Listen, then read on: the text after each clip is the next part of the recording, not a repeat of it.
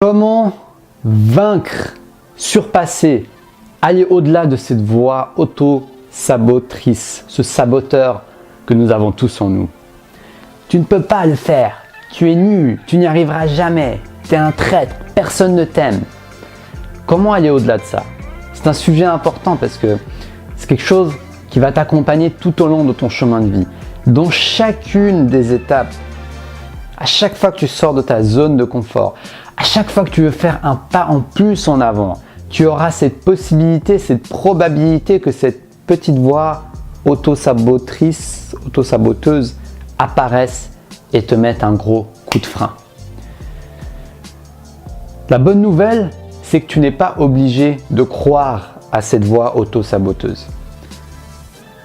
Cette voix auto-saboteuse est une illusion créée par ton mental, créée par ton conditionnement. Et tu peux aller au-delà de ça. Il y a des moyens pour pouvoir dépasser, prendre du recul face à cette voix auto-saboteuse.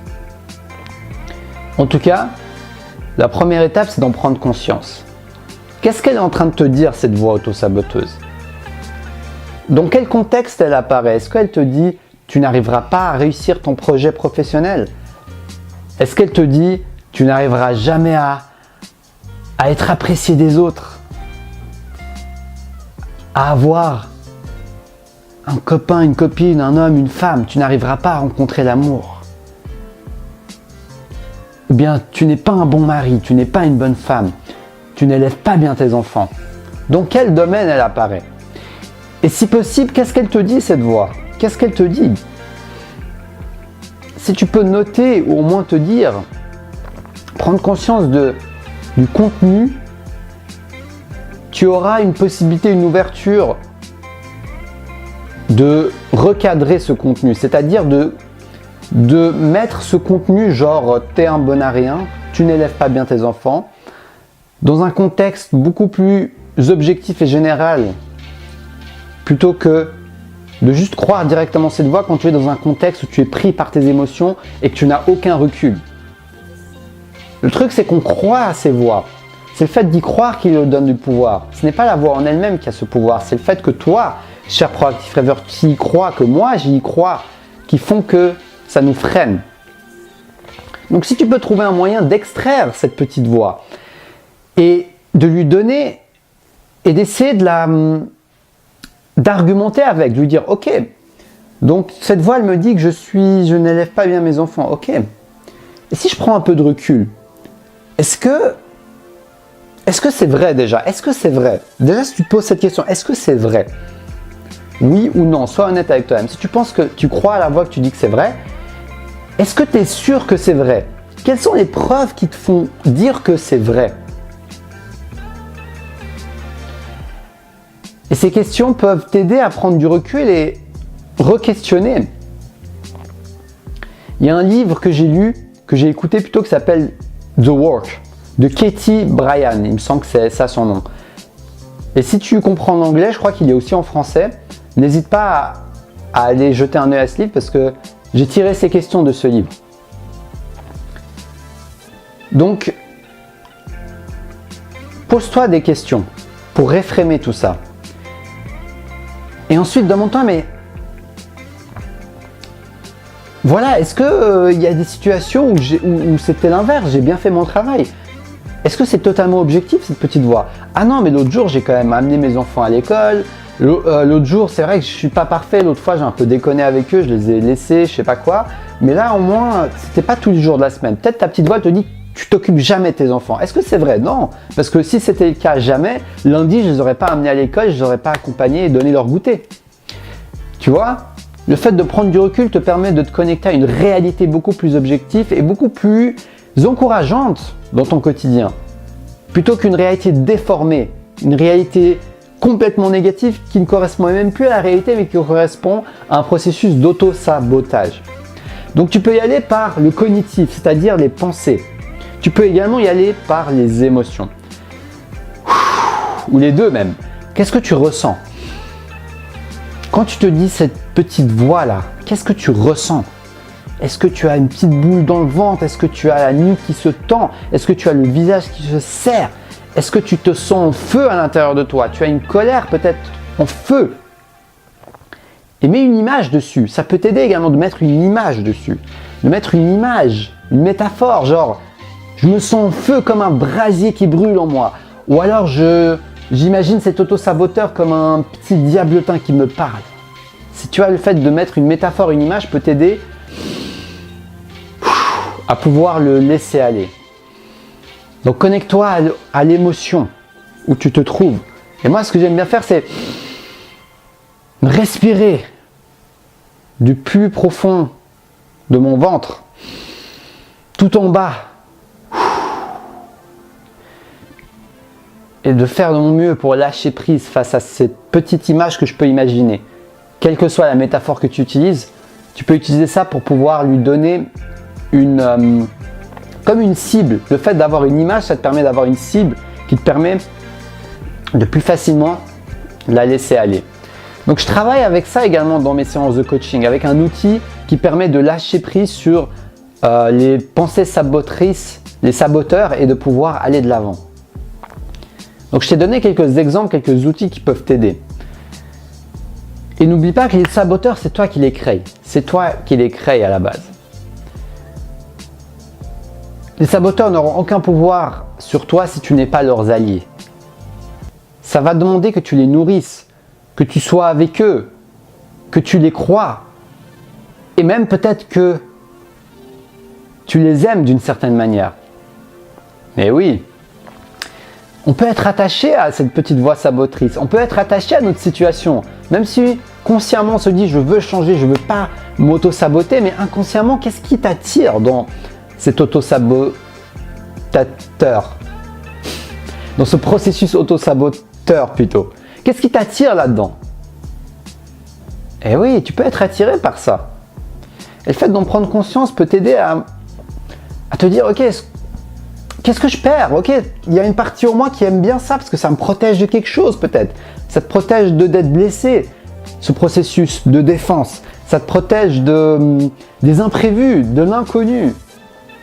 Ça te protège de changer, mais même si l'être humain, l'esprit humain marche d'une manière qui veut rester constant, stable et là où il est, le changement est nécessaire si tu as envie d'aller puiser dans tes ressources et être au maximum de ton potentiel.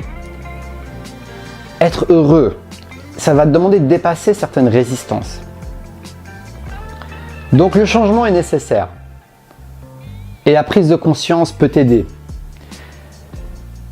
Donc l'auto-saboteur n'est pas ton ennemi. Je vais finir par ça. C'est ton allié. Le but, c'est pas de le pousser en arrière. Le but, c'est de lui faire un gros câlin et de lui dire tout va bien. Je sais que tu es là. Reste avec moi.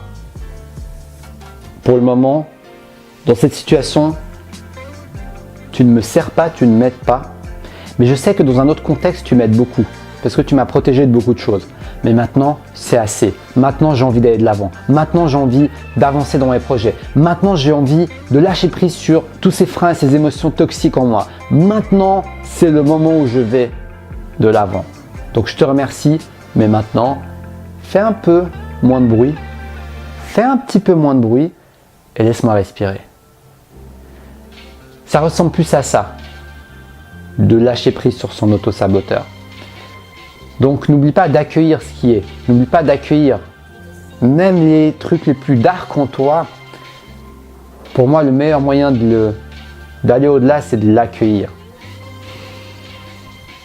De l'accueillir tout simplement tel qu'il est. Et pour finir, un petit bonus, truc pratique que tu peux faire, c'est de le prendre avec humour. Tu vois, ton auto-saboteur, il te dit t'es une merde, et ben tu peux jouer avec comme une marionnette. T'es une petite merde, t'es une petite merde. Tu vois, prendre ça avec de l'humour. Au lieu de vouloir absolument ne pas regarder ton auto-saboteur et ce qu'il dit, va en plein spectacle et va le regarder en plein spectacle. Va le regarder sur une scène, ton auto-saboteur. Et sur une scène, tout est permis. Tu peux l'imaginer en robe, tu peux l'imaginer en jupe, tu peux faire de l'humour, tu peux l'imaginer dans tous les cas, joue avec ça. Et ça, je l'ai appris grâce à un deuxième livre qui s'appelle Taming Your Gremlin. Il parle beaucoup de la voix auto-sabotrice. J'ai oublié le nom en français. C'est Rick. L'auteur de ce livre, c'est Rick quelque chose. Taming Your Gremlin, Rick. Marque ça sur Google si ça t'intéresse. Tu trouveras également le livre en français. Donc voilà, joue avec les options. Joue avec ça. Joue cette pièce de théâtre. Amuse-toi avec. Ridiculise-le de manière autodérisoire. Ça va t'aider à prendre les choses moins au sérieux. Ton patron t'a dit non, tu t'es fait refuser un job. T'es qu'une merde. Mince. Je suis qu'une sac à merde. Tu peux même dire ce qu'il te dit, mais d'une manière et d'une voix et d'un langage non verbal beaucoup plus amusant. Ça va changer parce que les mots ce ne sont que des mots. Tu vois, si je me dis, je suis une merde, et si je me dis, je suis qu'un tas de merde, mais c'est pas grave, on va pouvoir faire une sculpture avec ce tas de merde. C'est complètement extrême ce que je te dis, mais c'est ce qui m'est venu en tête. C'est un exemple qui réfrène complètement ce qu'il vient de te dire. Donc voilà, cher Proactive Rêveur, cette vidéo était riche en exemples et en moyens concrets qui m'ont aidé à aller au-delà de ta voix auto-saboteur. C'est une vidéo importante, je suis content de l'avoir partagée et j'espère qu'elle va pouvoir t'être utile. Et oui, j'ai un micro aujourd'hui, je me suis enfin racheté un nouveau micro, j'espère que le son est de meilleure qualité. N'hésite pas à me dire dans les commentaires comment tu as trouvé cette vidéo, ses astuces, ses pratiques et également le son, si le son est meilleur. Donc voilà, n'hésite pas à t'abonner pour recevoir ces petites pépites que je te partage quotidiennement.